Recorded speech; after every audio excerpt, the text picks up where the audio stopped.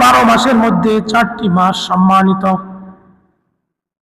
সম্মানিত মাসকে আল্লাহ তাআলা হারাম বলেছেন। এই 4 মাসে যুদ্ধ বিগ্রহ হারাম ছিল। এবং জিলহজ মাস যে সম্মানিত, বছরে 4টি মাস সম্মানিতের মধ্যে জিলকদ, জিলহজ, মুহররম, রজব। এই জিলহজ মাস সম্মানিত। 10 দিনের গুরুত্ব বলতে গিয়ে আল্লাহ তাআলা বলেছেন ওয়াল ফাজরি ওয়া লায়ালিন আশর। ওয়াল ফাজরি, আল্লাহ তাআলা ফজরের কসম খেয়েছেন। এই আয়াতের তাফসীর করতে গিয়ে তাফসীরকারগণ বলেছেন আল্লাহ তাআলা প্রত্যেক দিনের ফজরের কসম খেয়েছেন। কোন মুফাসসির কেরাম বলেছেন আল্লাহ তাআলা সূর্য উদয়ের কসম খেয়েছেন।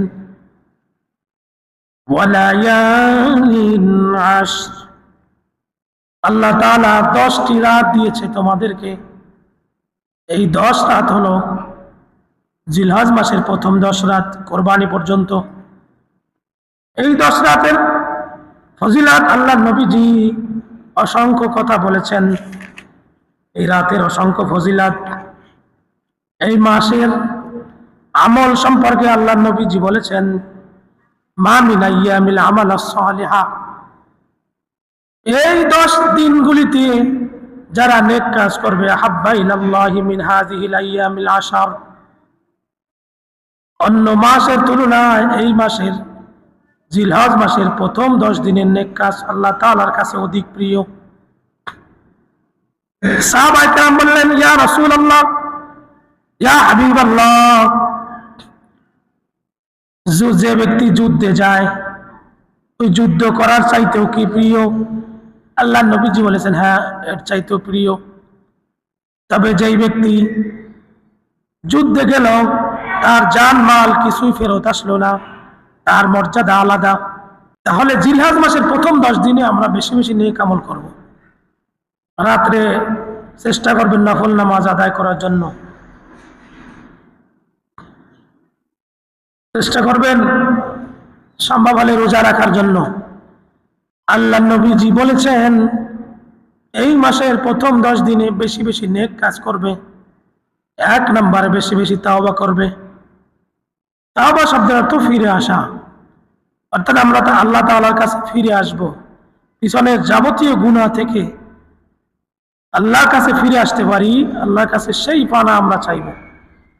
এবং বেশি বেশি রোজা রাখা, নফল নামাজ আদায় করা, আল্লাহ তাআলার কাছে বেশি বেশি ইস্তেগফার করা। সম্ভব হলে জিলহজ মাসের 9 দিনই রোজা রাখা যায় কোরবানি দেওয়া পর্যন্ত 10 দিন। এবং জিলহজ মাসের প্রথম 10 দিনে আরেকটি আমল আল্লাহ নবীজি বলেছেন মান কানা লাহু যিবউন ইয়াযবাহুহু, যেই ব্যক্তি কোরবানি করার ইচ্ছা করলো অথবা যার কাছে কোরবানির পশু আছে ফাইদা হিল্লু হিলালান জিলহজ্জি, জিলহজ মাসের চাঁদ ওঠার পরে ফালা ইয়াখুযুন মিন শারিন, সে যেন তার মাথার চুল না কাটে, ওয়ালা মিন আসফারি, সে যেন তার নখ না কাটে, শাইআন হাত্তা ইউদহি, যতক্ষণ পর্যন্ত সে কোরবানি না করে। এর অনেক ফজিলত। যেই ব্যক্তি কোরবানি দিবে সে যেন জিলহজ মাসের চাঁদ দেখলে 1 তারিখ থেকে 10 তারিখ পর্যন্ত সে যেন চুল না কাটে, নখ না কাটে। অবশ্যই কাটলে গুনাহ হবে না, কিন্তু সওয়াব থেকে বঞ্চিত থাকবেন। আমরা তো চাই আল্লাহর কাছে বেশি নেকি হোক, বেশি সওয়াব অর্জন করতে চাই। আল্লাহ নবীজিকে জিজ্ঞাসা করা হলো ইয়া রাসূলুল্লাহ, যারা কোরবানি দিবে না তারা কি করবে? আল্লাহ নবীজি বললেন তারাও যদি চুল এবং নখ না কাটে তাদেরকে আল্লাহ তাআলা সওয়াব দিবেন, আল্লাহ তাআলা তাদেরকে পুরস্কার দিবেন। এখন আমরা আলোচনা করতেছিলাম জিলহজ মাসের প্রথম 10 দিনের আমল। নেক আমল যা পারেন করবেন, ইস্তেগফার পড়বেন, দুরূদ শরীফ পড়বেন, সম্ভব হলে রোজা রাখবেন, যা পারেন। এবং জিলহজ মাসের একটি দিন আছে ইয়াউমে আরাফা, অর্থাৎ 9 তারিখ।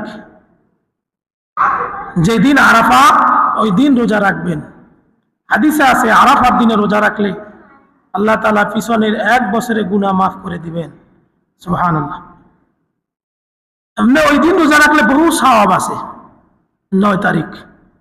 এবং যিনি কোরবানি করবেন, কোরবানির দিনে কোরবানির গোশত দিয়ে প্রথম খাবেন, এটা সুন্নাহ, আল্লাহ রাসূল এটা করতেন। আমরা জিলহজ মাসের প্রথম 10 দিন ইবাদত দিয়ে কাটাতে পারি। আল্লাহ তাআলা সেই তৌফিক দান করুন। চ্যানেলটি সাবস্ক্রাইব করে আমাদের সঙ্গেই থাকুন।